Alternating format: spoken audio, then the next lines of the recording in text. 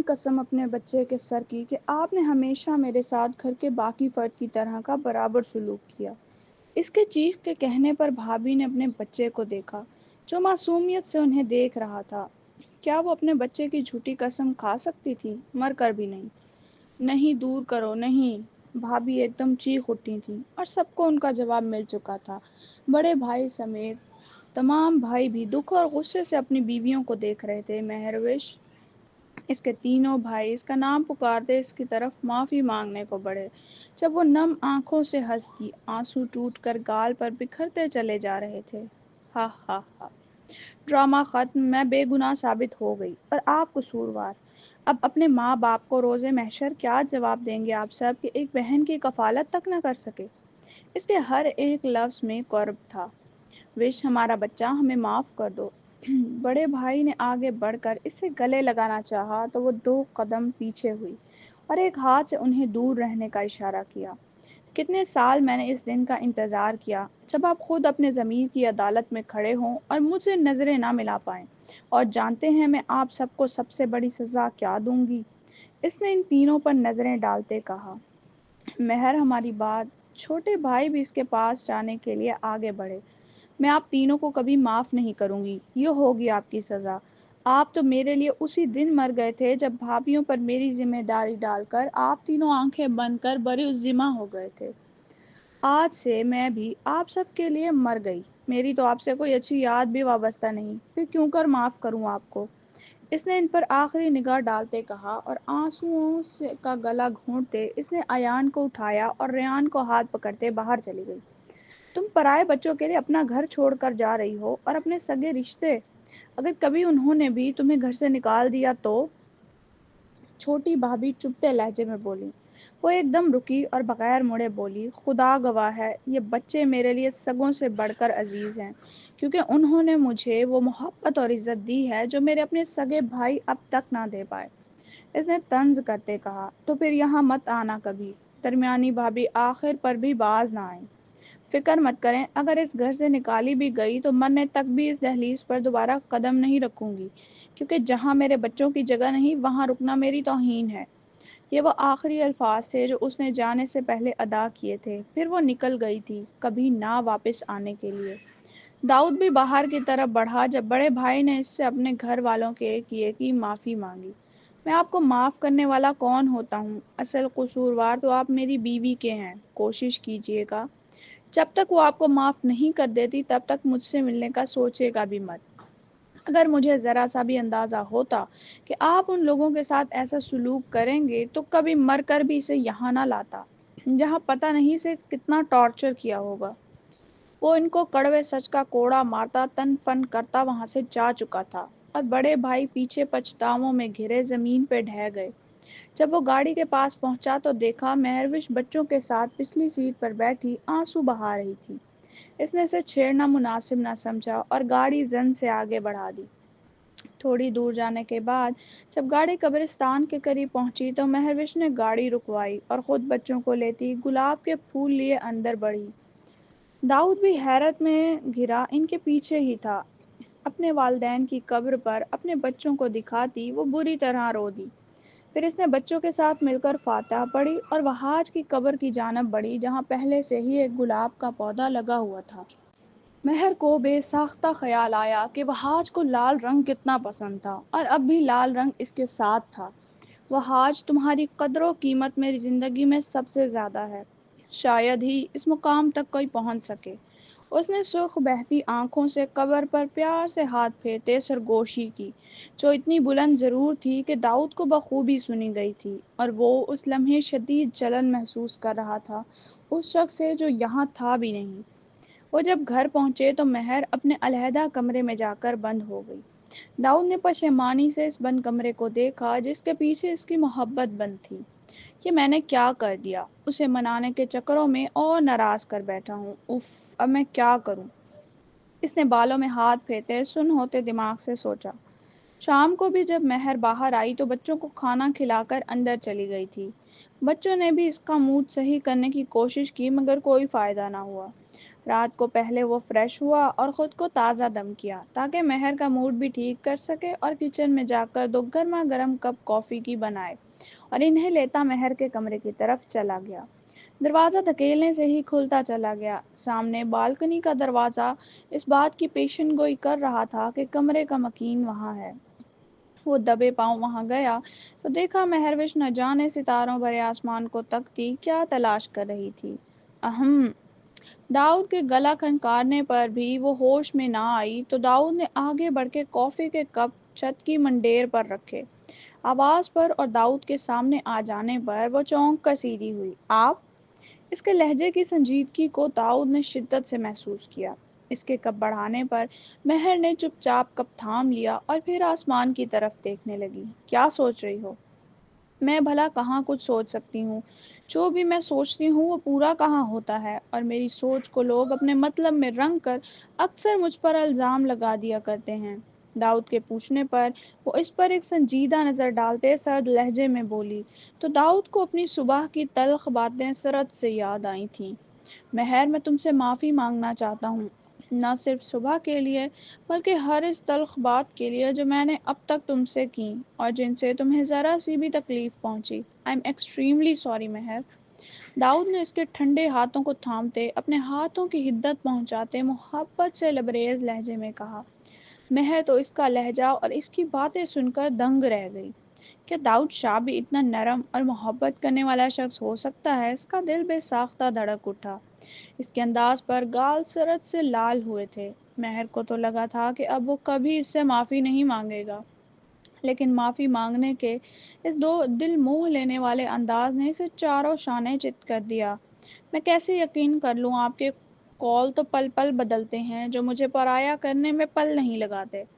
مہر نے نم آنکھوں سے اس سے شکوہ کرتے کہا تو داؤد کو پھر ایک بار پشیمانی نے آن گھیرا۔ اس نے آہستہ آہستہ اپنے دونوں ہاتھ اوپر لے جاتے اپنے دونوں کان پکڑے اور بولا، سوری مہر میری جان، میرا یقین کرو، آئندہ اگر میں نے تمہیں کبھی بھی دکھ پہنچایا تو جو سزا دینا چاہو دے سکتی ہو، آئی سویئر میں اف تک نہیں کروں گا، لیکن ابھی کے لیے پلیز اپنے اس ہینڈسم پلس کیوٹ شوہر کو معاف کر دو۔ کیا تمہیں میرے پہ ذرا سا بھی ترس نہیں آ رہا؟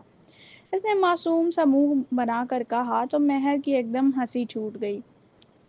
یس، ہنسی تو پھنسی۔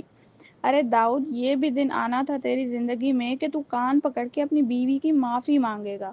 اگر میرے بزنس ورلڈ میں سے کسی نے مجھے اس طرح تم سے معافی مانگتے دیکھ لیا تو یقیناً وہ غش کھا کر گر پڑے گا۔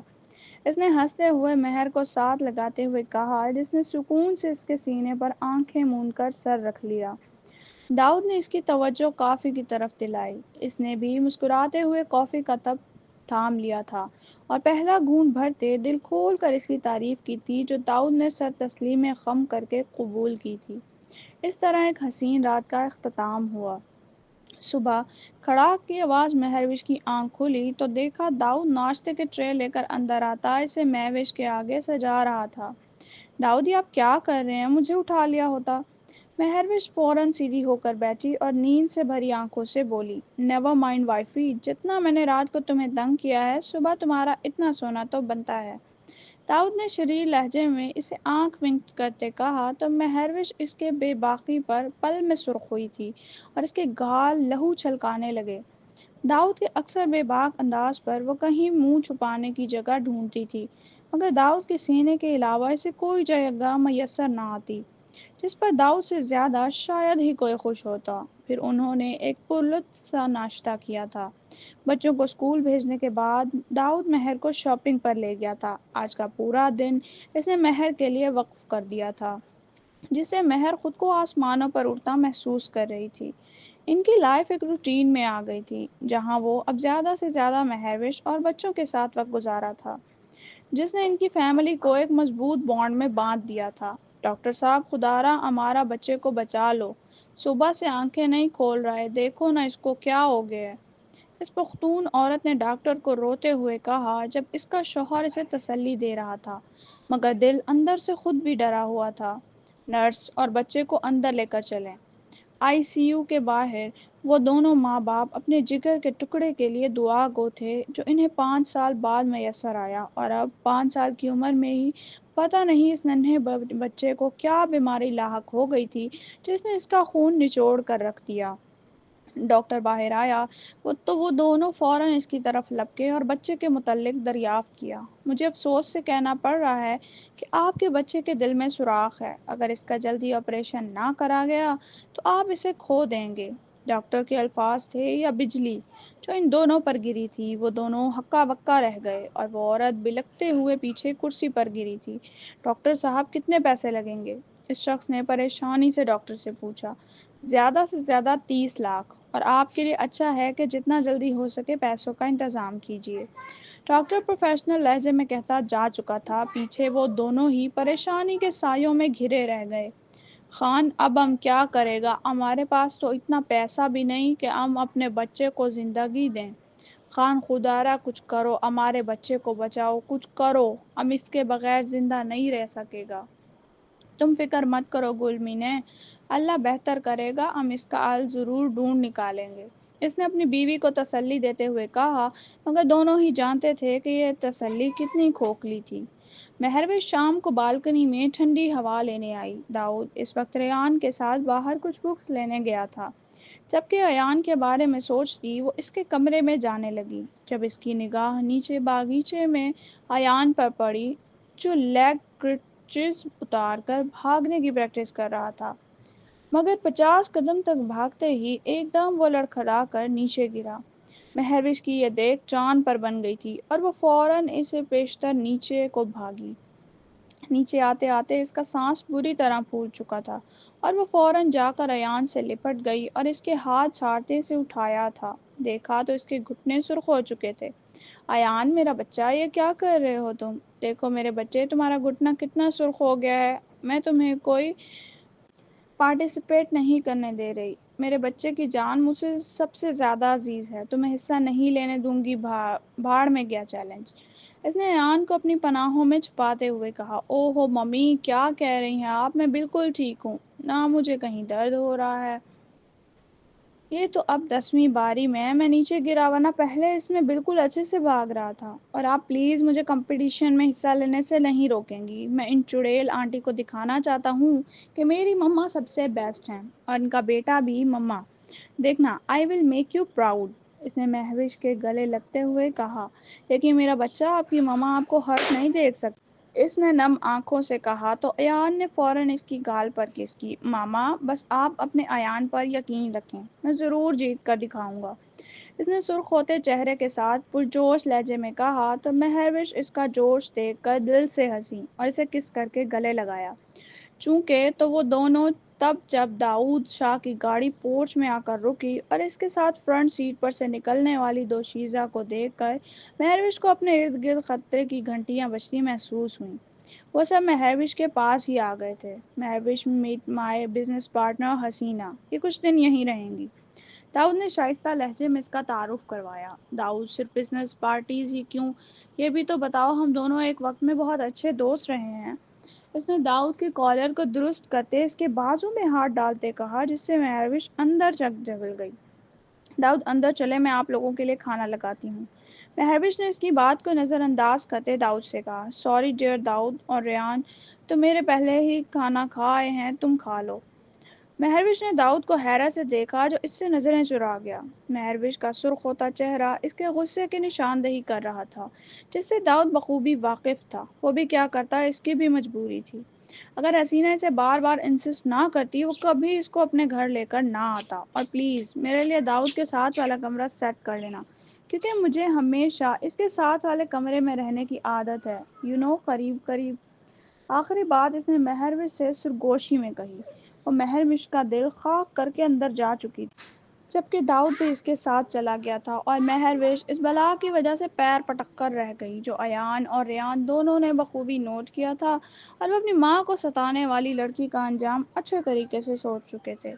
مہروش غصے سے اندر گئی تھی جہاں داؤد اور حسینہ لاؤنج میں بیٹھے تھے اور داؤد بوا کو کافی لانے کا کہہ رہا تھا۔ پیچھے پیچھے بچے بھی چلے آئے تھے، اور ایک نئی آنٹی کا انہیں اپنے باپ کے اتنے قریب بیٹھا کچھ بھایا نہیں۔ ایک نظر ماں کو دیکھا جو غصے سے باپ کو دیکھ رہی تھی، اور دوسری نظر باپ کو جس کو کچھ پرواہ ہی نہیں تھی۔ بچوں کی ننھی پیشانی پر تیوری چڑھی تھی، ایک دوسرے سے آنکھوں میں معنی خیز تبادلے ہوئے۔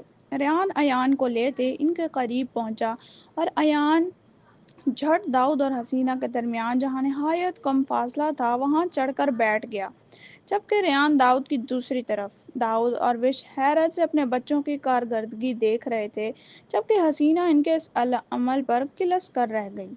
مہروش دل ہی دل میں اپنے سیانے بچوں کی بلائیں لے رہی تھی، جب بچوں نے باپ سے نظر بچا کر اسے آنکھ ونک کی۔ مہروش کا منہ صدمے سے کھل گیا، مطلب ان شیطان بچوں نے جان بوجھ کر ایسا کیا، جبکہ وہ سمجھی تھی نادانی میں ایسا کر رہے تھے۔ اب اس کا دل سکون میں تھا، جو بھی تھا اس کے بچے اس کے ساتھ تھے۔ داؤد کافی کے بعد چلو تمہاری اسٹڈی میں اچھی سی بک کا مطالعہ کرتے ہیں، حسینہ نے ایک ادا سے کہا۔ مہر بھی وہیں صوفے پر بیٹھی موبائل میں خود کو مصروف ظاہر کر رہی تھی، مگر کان وہیں لگے تھے۔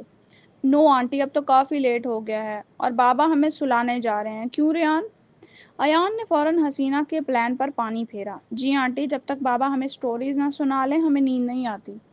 اس نے معصوم صورت لٹکا کر ایکٹنگ میں سب اداکاروں کو پیچھے چھوڑ دیا۔ ہے نا بابا؟ ان دونوں نے تائید کے لیے داؤد کو دیکھا جو منہ کھولے دونوں چھوٹے معصوم شیطانوں کا جھوٹ ملاحظہ کر رہا تھا۔ دونوں ماں پر گئے ہیں ڈرامے باز، اس نے دل ہی دل میں سوچا جب بچوں نے اسے مخاطب کیا۔ ہاں حسینہ، صبح ملاقات ہوگی، یہ بچوں کے سونے کا ٹائم ہے۔ داؤد بچوں کو لیے اٹھا۔ حسینہ، میں نے آپ کا کمرہ نیچے تیار کر دیا ہے، ایکچولی اوپر کوئی کمرہ خالی نہیں ہے، آپ آرام کر لیں، بہت رات ہو گئی ہے۔ اچھا ٹھیک ہے، میں چلتی ہوں، ویسے بھی داؤد کو میرا انتظار کرنا پسند نہیں، کہیں وہ مجھے لینے نیچے ہی نہ آ جائیں۔ مہروش نے اسے اس کی اوقات یاد دلاتے اسے جلانے کے لیے کہا اور چلتی بنی، جبکہ حسینہ نفرت سے ہوں کر کے رہ گئی۔ داؤد جو اوپر سے مہر کی باتیں سن رہا تھا مسکرا کے رہ گیا، اس کی بیوی کسی سے کم نہیں تھی۔ دیکھتی جاؤ مہروش، میں تم سے داؤد کو کیسے چھینتی ہوں، میں رحمہ نہیں جو اس کے جیسی بھول کر کے داؤد کو چھوڑ دوں گی۔ اس نے شاطرانہ نظروں سے اسے اوپر جاتے دیکھ دل ہی دل میں کہا۔ جیسے ہی مہر کمرے میں آئی داؤد نے دروازہ بند کر کے اسے دروازے کے ساتھ پنگ کیا اور اس پر جھکا، یہاں تک کہ مہروش کا اس کی شدت پر سانس لینا مشکل ہو گیا۔ اس نے زور سے داؤد کے ننگے پاؤں پر اپنا ہیل والا پاؤں رکھا تو وہ اچھل کر رہ گیا۔ یہ کیا کیا جنگلی بلی، اس نے ایک ٹانگ پر لنگڑاتے کہا اور اپنا پاؤں دیکھا جو سرخ پڑ چکا تھا۔ وہی جو آپ ڈیزرو کرتے ہیں، اس نے الٹے ہاتھ سے اپنا منہ صاف کرتے اپنی بکھری سانسوں کو اعتدال پر لاتے کہا اور آگے بڑھی۔ تم ایسا کیوں بیہیو کر رہے ہو، کہیں تمہیں مجھ پر شک تو نہیں؟ داؤد نے سنجیدہ لہجے میں پوچھا تو مہر نے نظریں ترچھی کر کے اسے گھورا۔ اگر شک ہی کرنا ہوتا تو اس دن کرتی جس دن ریسٹورانٹ میں جنگلی جیلی کے ساتھ دیکھا۔ مہر بھی کلس کر بولی تو داؤد اس کے حسینہ کو جگلی جیلی کا لقب دینے پر کہکا لگا کر رہ گیا۔ جگلی جیلی، سیریسلی مہر، یو آر ٹو مچ، اس نے اپنے آنسو صاف کرتے کہا جو ہنسی کے مارے بہہ نکلے۔ تو مطلب میری بیوی جیلس ہو رہی ہے، وہ بھی ایک باہر کی لڑکی سے، انٹرسٹنگ۔ جلتی ہے میری جوتی کو بھی پرواہ نہیں، اس نے جلتے کباب ہوتے دل کے ساتھ کہا۔ داؤد کو خوشی ہوئی تھی کہ اس کی بیوی کو اس پر اعتبار تھا، یہاں تک کہ اس نے ایک دفعہ بھی داؤد سے اس کے بارے میں پوچھا بھی نہیں۔ تو پھر مجھے اگنور کیوں کر رہی ہو؟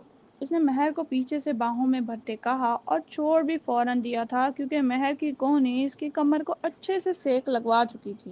Don't you dare mister Dawood, ignore آپ نہیں ہوئے بلکہ آپ نے ہمیں کیا ہے۔ میں اور ریان تب سے آپ کا کھانے پر ویٹ کر رہے تھے اور آپ نے تو ہمارے بغیر ہی کھانا کھا لیا، کم از کم ایک کال کر کے بتا تو دیتے تاکہ ہم بھوکے تو نہ رہتے۔ مہر نے افسردگی سے کہا، کیا تم دونوں نے اب تک کھانا نہیں کھایا؟ چلو نیچے، ہم دوبارہ کھا لیتے ہیں۔ داؤد فوراً اس کی بھوک کا احساس کرتے اٹھا۔ کوئی ضرورت نہیں، اب آپ اگر ملاحظہ کرتے تو دیکھ لیتے کہ جب آپ اس جگلی جیلی کے ساتھ کافی تناول فرما رہے تھے میں نے ایان کو تبھی کھانا کھلا دیا تھا اور خود بھی کھا لیا تھا۔ اب کیا میں آپ کے لیے اپنے بچوں کو بھوکا رکھتی؟ اس نے لڑاکا عورتوں کی طرح کمر پر ہاتھ ٹکاتے پوچھا تو وہ کھسیا کر رہ گیا۔ میں نے ایسا کب کہا؟ داؤد منمنایا۔ میری ایک بات یاد رکھے گا داؤد صاحب، میں رشتے میں ایکول سٹینڈرڈ کی قائل ہوں، اگر عزت ملے گی تو میں دوں گی، محبت ملے گی تو دوں گی، مگر جہاں آپ ہم سے لاپرواہ ہوئے تو پرواہ میری جوتی کو بھی نہیں ہوگی، مائنڈ اٹ۔ اس نے برفیلے سرد لہجے میں سنجیدگی سے اس کی آنکھوں میں آنکھیں ڈال کر کہا، یار میری بات تو سنو۔ داؤد آگے آیا۔ اگر آپ اس طرح کوتاہیاں کرتے رہے تو بہت جلد آپ خالی میز پر ہمارا انتظار کیا کریں گے اور شاید آپ کو کمپنی دینے ہم وہاں نہ ہوں۔ اس نے سرد مہری سے کہا اور منہ پر بلینکٹ لیے سو گئی۔ پیچھے داؤد تعصب سے اسے دیکھتا رہ گیا، مگر وہ یہ بھول رہا تھا کہ وہ پھر غلطی پر ہے، مگر اس کے لیے یہ ایک بڑی غلطی نہ تھی۔ لیکن چھوٹی چھوٹی غلطی کرتے کب ہم گناہ کر بیٹھتے ہیں ہمیں علم ہی نہیں ہوتا، اور شاید داؤد کے ساتھ بھی ایسا ہی ہونا تھا۔ وہ بہت خوبصورت نیلی آنکھوں والا 5 سالہ بچہ تھا جو اپنے ہم عمر بچوں کو کاغان کی وادیوں میں کھیلتے دیکھ رہا تھا۔ اس کا شدت سے دل کر رہا تھا کہ وہ بھی ان کے ساتھ جا کر کھیلے، مگر ماں کی ہدایت یاد آتے ہی وہاں بیٹھا رہا۔ لیکن جب بال اس کے قدموں کے قریب آئے تو اس کا ضبط بھی جواب دے گیا، اور وہ اٹھ کر بال کو کک کرتا باقی بچوں کی طرف لے گیا اور ان کے ساتھ کھیلنے لگا۔ ابھی تھوڑی دیر ہی گزری تھی کہ اس کا سانس بری طرح پھول چکا تھا اور وہ کھینچ کھینچ کر سانس لینے لگا۔ اس کی حالت لمحوں میں بگڑ گئی تھی۔ وہ تیورا کر نیچے گرا۔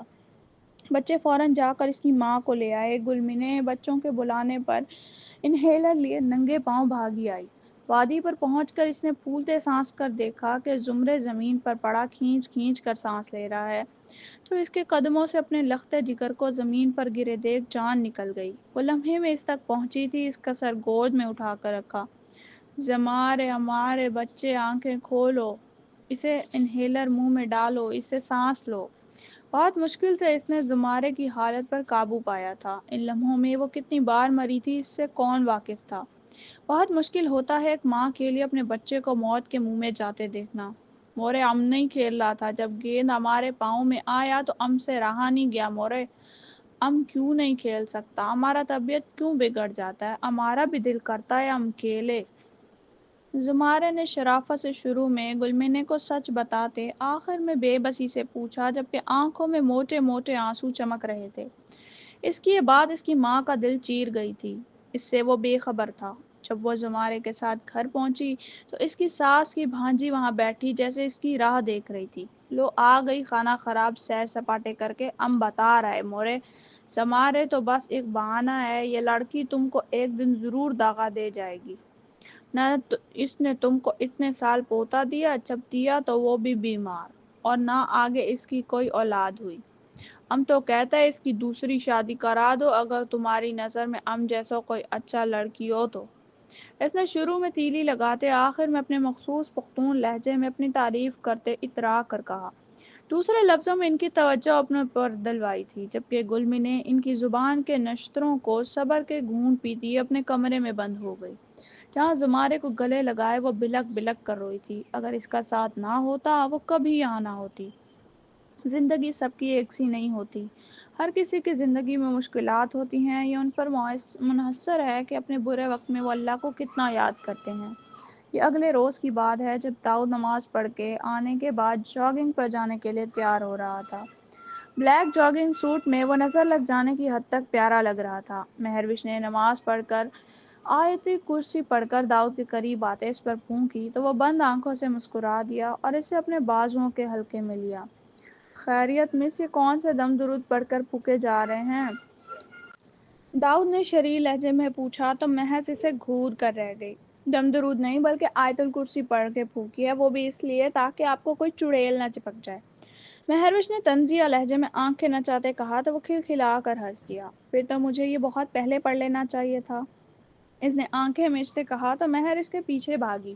وہ انڈائریکٹلی اسے چڑیل کہہ رہا تھا۔ ایسے ہی ہنسی مذاق کرتے وہ نیچے آئے تو حسینہ کو چست بلیک جاگنگ ڈریس جو اس کا جسم بہت نمایاں کر رہا تھا میں دیکھ کر مہوش کی آنکھیں پھٹنے والی ہو گئیں، جبکہ داؤد کو بھی ذرا سا ناگوار گزرا تھا اس کا پہناوا۔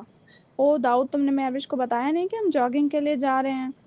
حسینہ نے داؤد کا ہاتھ تھامتے کہا، جس پر مہر اسے گھور کر رہ گئی، مگر وہ پھر بھی ٹس سے مس نہ ہوئی۔ مہر جانتی ہے میں اس وقت جاگنگ پر جاتا ہوں، اس نے حسینہ کو بتایا، تو پھر چلو موڈ فریش کر کے آتے ہیں۔ ہاں، اور مہر دھیان رہے میرے لیے صرف فرینچ ٹوسٹ بنانا، مجھے اس کے علاوہ کچھ کھانا پسند نہیں۔ وہ اسے جلا کر کہتے کب داؤد کے ساتھ چپ کے چلی گئی مہر اس کو پتہ نہ چلا، وہ بس پیر پٹک کر رہ گئی۔ چونکی تو وہ تب جب ریان اور ایان نے اسے اپنی طرف متوجہ کیا، جو کافی دیر سے حسینہ کا یہ کھیل ناگواری سے دیکھ رہے تھے۔ اپنی ماں کو غصے میں دیکھ وہ کافی حد تک سچویشن سمجھ گئے تھے اور کافی غصے میں حسینہ سے بدلہ لینے کا سوچ چکے تھے، اور یہ بدلہ حسینہ کو کتنا بھاری پڑنا تھا وہ یہ نہیں جانتی تھی۔ گلمنے، تمہاری آنکھیں اتنی سرخ کیوں ہیں؟ کیا تم روئی ہو؟ کیا کسی نے کچھ کہا ہے؟ زمارے تو ٹھیک ہے نا؟ اس کے شوہر نے لا تعداد سوال کر لیے تھے اس سے 1 منٹ میں۔ ایسی کوئی بات نہیں ہے خان، کسی نے ہم سے کچھ نہیں کہا، آپ بے فکر رہیں۔ وہ نم آنکھوں سے مسکرا دیں، یہی تو اس کا ایک واحد مضبوط سہارا تھا جو ہر خوشی اور غم میں اس کے ساتھ کھڑا رہتا تھا۔ تو پھر آنکھیں بند کر کے سو جاؤ، اس نے گلمنے کی آنکھوں پر پیار سے ہاتھ رکھ کر کہا تو وہ مسکرا دی۔ خان، ہمارا زمارے ٹھیک تو ہو جائے گا نا؟ یہ آخری سوال تھا جو اس نے سونے سے پہلے کیا تھا۔ انشاءاللہ، ہمیشہ دیا جانے والا جواب آج پھر اس کے شوہر نے دہرایا۔ کہاں ہو تم مہروش؟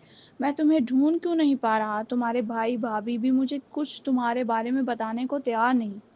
آخر کس سے پوچھوں تمہارا پتہ؟ کہاں ملو گی تم مجھے؟ اس نے دکھ سے سوچتے ہوئے آنکھیں موند لیں۔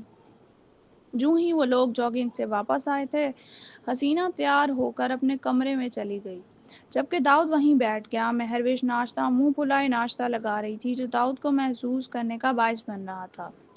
جو ہی حسینہ نیچے آنے لگی، ساتھ ہی بوا آٹے کا ڈبہ لیے نیچے آ رہی تھی۔ جب ریان نے نیچے آتے ایان کو اشارہ کیا تھا اور وہ لڑکھڑانے کا ناٹک کرتے ہوئے بوا کے ساتھ جا ٹکرایا۔ حسینہ جو نیچے پہنچ چکی تھی، اوپر سے آتی آٹے کی بھری بالٹی کھل کر اس کے سر پر گری اور وہ پوری آٹے میں نہا گئی۔ یہ سب لمحوں میں ہوا تھا۔ 2 لمحوں کے لیے بالکل خاموشی چھا گئی اور پھر کہکوں کا نہ رکنے والا طوفان امڈ آیا، جبکہ غصے اور آٹے سے بھری حسینہ بالکل آٹے سے نکلی ہوئی کوئی چوہی لگ رہی تھی۔ سب کے کہکوں پر وہ اندر تک جل گئی تھی اور غصہ سوا نیزے پر پہنچا۔ کس نے کیا یہ؟ وہ غصے سے چیخی۔ نہانے کے بعد اتنی مشکل سے اتنا وقت لگا کر وہ تیار ہوئی تھی کہ داؤد کو پیاری لگ سکے، اس کی اٹینشن گین کر سکے، مگر یہاں تو سب الٹا ہو گیا تھا۔ ایک بار پھر جانے انجانے میں بچے مہروش کا دل خوش کر چکے تھے۔ وہ غصے سے ان بچوں کو گھورتی پیر پٹکتی اپنے کمرے میں چلی گئی اور دروازہ دھڑام کی آواز سے بند کیا کہ وہ لوگ انگلیاں کانوں میں ڈال کر رہ گئے۔ داؤد جو بچوں کو ڈانٹنے لگا تھا، مہروش انہیں لیتی فوراً کچن میں کھسک گئی۔ مہروش، مجھے ناشتہ کب ملے گا؟ اتنی دیر بعد بھی جب ناشتہ نہ ملا تو داؤد تل ملا کر کچن میں داخل ہوا، جس پر مہر صرف ہوں کر کے رہ گئی۔ مہر، تم جانتی ہو نا مجھے تمہارے ہاتھ کا ناشتہ کرنے کی عادت ہے؟ داؤد نے اسے سنجیدگی سے یاد دلایا، جس پر مہر اس کو دیکھ کر رہ گئی۔ لیکن کہہ تو وہ سچ ہی رہا تھا، کیونکہ جب سے مہوش اس گھر میں آئی تھی، داؤد کو اس کے ہاتھوں کے لذیذ کھانوں کی لت لگ چکی تھی، جو اتنی آسانی سے تو جانے والی نہیں تھی۔ اب تو بچوں اور داؤد کی پہلی ترجیح گھر کا کھانا ہوتا تھا۔ اب تو وہ باہر سے بھی بہت کم کھاتے تھے۔ مہروش ان کی فرمائش پر ہر روز کچھ نہ کچھ بنا کر رکھتی تھی۔ مہروش نے 2 لمحے سوچا، پھر اگلے ہی لمحے داؤد کے لیے پراٹھا بنانے لگی۔ داؤد صاحب، یہ آخری بار ہے، آئندہ اگر آپ نے ہم میں سے کسی کو بھی اگنور کیا تو بھول ہے آپ کی کہ آپ کو کبھی گھر کا ناشتہ ملے گا۔ مہروش نے داؤد کو وارن کرتے لہجے میں کہا، جس پر داؤد من و ان سے سر ہلا کر رہ گیا، جیسے اس سے فرمانبردار اس دنیا میں کوئی نہ ہو۔ جس پر مہروش صرف سر جھٹک کر رہ گئی تھی، کیونکہ داؤد اور فرمانبردار تو دونوں کا بالکل دور دور تک کوئی ناتا نہیں تھا۔ داؤد، اگر آپ کو یاد ہو تو کل بچوں کی سالگرہ ہے اور میں اسے بہت اچھے طریقے سے سیلیبریٹ کرنا چاہتی ہوں، اس لیے میں چاہتی ہوں کہ آج آفس سے جلدی آ جائیں اور ہم ان کے لیے اکٹھے ہی گفٹ خریدنے جائیں۔ ٹھیک ہے، میں جلدی آ جاؤں گا۔ داؤد نے فوراً اس کی بات کی تصدیق کی، لیکن یاد رہے ٹائم پر پہنچ جائیے گا۔ یہ نہ ہو کہ پچھلی بار کی طرح آج بھی آپ بھول جائیں اور میں آپ کا انتظار کرتی رہ جاؤں۔ اس نے منہ بسوڑتے کہا، بالکل میری جان، میں ٹائم پر پہنچ جاؤں گا۔ اور کچھ میری ملکہ، اس نے شرارت سے کہا تو مہر سر جھٹک کر رہ گئی، اور پھر داؤد اسے خدا حافظ کہتا اپنے کام کے لیے نکل گیا۔ مہر ڈارلنگ، آج کی تمہاری پلاننگ تو پوری ہونے سے رہی، کیونکہ یہ تو میں ہونے نہیں دوں گی۔ داؤد کو تو میں آج ایسا الجھا دوں گی کہ اسے گھر کی یاد تک نہیں آئے گی اور بیچاری تم اس کا انتظار کرتی رہ جاؤ گی۔ اگر داؤد آ گیا تو پھر ہمارا پلان کیسے سکسیسفل ہوگا؟ اس نے پریشانی کی ایکٹنگ کرتے کہا، اب تم دیکھتی جاؤ میں تمہارے ساتھ کرتی کیا ہوں۔ اس نے خود سے دل ہی دل میں عہد کرتے ہوئے کہا اور شمس کو کال ملائی۔ 3 بجے کا انتظار کرتے کرتے مہروش کو 6 بج چکے تھے، مگر داؤد کا کوئی نام و نشان نہیں تھا۔ مہر نے اسے بار بار کال کی، مگر فون انگیج جا رہا تھا۔ غصے سے اس کا چہرہ سرخ پڑ چکا ہے۔ یہ کیا سمجھتے ہیں مجھے لے کر نہیں جائیں گے تو کیا میں جا نہیں سکوں گی؟ ہر وقت یہ اس جگلی جیلی کے ساتھ رہتے ہیں۔ اب بس بہت ہو چکا، یہ آپ نے اچھا نہیں کیا داؤد۔ وہ غصے سے ادھر ادھر ٹہلتی بڑبڑا رہی تھی۔ وہ جلدی سے اوپر گئی، کپڑے بدلے اور فوراً نیچے آتی باہر کی طرف بڑھی۔ چلیں بھیا، مال تک جانا ہے، اس نے پچھلی سیٹ پر بیٹھتے ٹیکسی ڈرائیور سے کہا۔ گھر کی گاڑی کسی ریپیئرنگ کے لیے گئی تھی۔ گاڑی چلنے سے پہلے اس نے واچ مین کو ہاتھ سے قریب بلایا اور بولی، اپنے داؤد صاحب سے کہہ دیجیے گا میں ان کے بغیر کہیں بھی جا سکتی ہوں، اب ان کو مجھ پر کوئی احسان کرنے کی ضرورت نہیں، وہ اپنے کام کو ہی وقت دیں اب۔ واچ مین سے کہتے اس نے ڈرائیور کو کہتے گاڑی آگے بڑھانے کا کہا، اور دیکھتے ہی دیکھتے گاڑی دھول اڑاتی چلی گئی تھی اور واچ مین پیچھے پریشان کھڑا رہ گیا۔ داؤد کو ایک دم کل کی پریزنٹیشن یاد کرتے یاد آیا کہ مہر نے اسے جلدی 3 بجے آنے کا کہا تھا۔ اس نے فوراً گھڑی دیکھی جو 8 بجا رہی تھی۔ یقیناً آج اسے پھر دیر ہو گئی۔ اف، یہ میں نے کیا کر دیا؟ اتنی دیر ہو گئی مجھے، مہر تو مجھے نہیں چھوڑے گی۔ اس نے فوراً اپنی فائل سمیٹے خود کو کوسا۔ حسینہ مزے سے اس کی کارکردگی دیکھ رہی تھی کیونکہ اس کا پلان تو سکسیسفل ہو چکا تھا۔ مہر تو مال میں اب تک بے ہوش بھی ہو چکی ہوگی اور شمس کی رات رنگین بھی کر چکی ہوگی۔ اس نے چٹخارے لیتے سوچا۔ داؤد نے اپنا فون پکڑا جو انگیج موڈ پر لگا تھا۔ اسے انگیج موڈ پر کس نے لگایا؟ وہ حیرت اور غصے سے بولا اور غیر ارادی نظر حسینہ پر جا ٹھہری۔ سوری داؤد، ایکچولی میٹنگ کی وجہ سے میں نے اپنا اور تمہارا فون انگیجنگ پر لگا دیا۔ تمہیں پتہ ہے نا یہ ڈیل ہمارے لیے کتنی ضروری ہے؟ اس نے معصوم بنتے کہا تو وہ گہرا سانس بھر کر رہ گیا۔ یقیناً مہر اس سے سخت خفا ہو چکی ہوگی، مگر وہ یہ نہیں جانتا تھا کہ مہر گھر ہوگی بھی کہ نہیں، یا اس پر کوئی قیامت ٹوٹی ہوگی۔ مہر ریان اور ایان دونوں کے لیے تحائف لے چکی تھی اور انہیں گھر پارسل کروا چکی تھی۔ صبح تک ان کی ڈیلیوری ہو جاتی۔ ان کے لیے کچھ اسپیشل ڈگونڈے میں اسے بہت وقت لگا تھا۔ وہ چاہتی تھی دونوں کو اپنے اپنے تحفے بہت پسند آئیں۔ اتنی ناراضگی کے باوجود بھی وہ داؤد اور اپنے لیے کل پارٹی میں پہنے جانے والے ڈریسز لے چکی تھی۔ وہ چاہتی تھی کہ ان چاروں کا کل کا دن یادگار بن جائے۔ تھک ہار کر اس کی ہمت جواب دے چکی تھی اور اب اس کی وہ شدت پکڑ چکی تھی، اس لیے اس نے کیفیٹیریا سے ہی ڈنر کرنے کا سوچا۔ رات کے 8 بج چکے تھے۔ گھر سے نکلتے وقت وہ فون کو سائلنٹ پر لگاتی بیگ میں ڈال چکی تھی۔ جیسے ہی کھانا آیا اس نے فوراً کھانا شروع کیا کیونکہ رات بڑھتی جا رہی تھی اور اس کا رات دیر تک گھر سے باہر رہنا سیف بھی نہیں تھا اور نہ ہی اتنی دیر تک باہر رکنا اسے پسند تھا۔ اس نے اپنی ڈرنک کو ابھی تک ہاتھ نہیں لگایا تھا۔ 2 ٹیبل چھوڑ کر بیٹھے شخص کی نظریں اس کی ڈرنک پر ہی تھیں، جیسے کہ وہ بےتاب ہو کہ کب وہ اپنی ڈرنک کے گھونٹ بھرے اور اس کا منصوبہ کامیاب ہو۔ اور یہ اس کا انتظار بھی جلد ہی ختم ہوا جب مہر نے اپنا کھانا ختم کرتے ڈرنک کو اٹھاتے اپنے لبوں سے لگایا اور 3 گھونٹ بھر لیے، مگر ذائقہ کچھ عجیب لگنے کے باعث اس نے کھانا ٹیبل پر رکھ دیا اور مینیو میں بل رکھتی وہ جانے کے لیے اٹھ کھڑی ہوئی۔ لیکن جو ہی وہ پارکنگ لاٹ میں پہنچی اسے اپنا سر سن ہوتا محسوس ہوا۔ اس نے اپنا سر جھٹکا، مگر وہ پھر بھی تیزی سے اپنے قدم باہر کی طرف بڑھانے لگی۔ جب سامنے سے آتے شمس نے تیزی سے اس کا راستہ روکا۔ کہاں جناب، آپ تو عید کا چاند ہی ہو گئی ہیں، اس دن کے بعد نظر ہی نہیں آئی کسی پارٹی میں۔ اس نے اوپر سے نیچے تک مہروش کو نہارتے ہوئے کہا۔ تو مہروش نے اسے ناگواری سے دیکھا، جس کی ہوس زدہ نظریں سے سمجھنے میں ایک لمحہ بھی نہیں لگا، مگر وہ مہروش تھی، روما نہیں، جو شمس کی چکنی چپڑی باتوں میں آ جاتی۔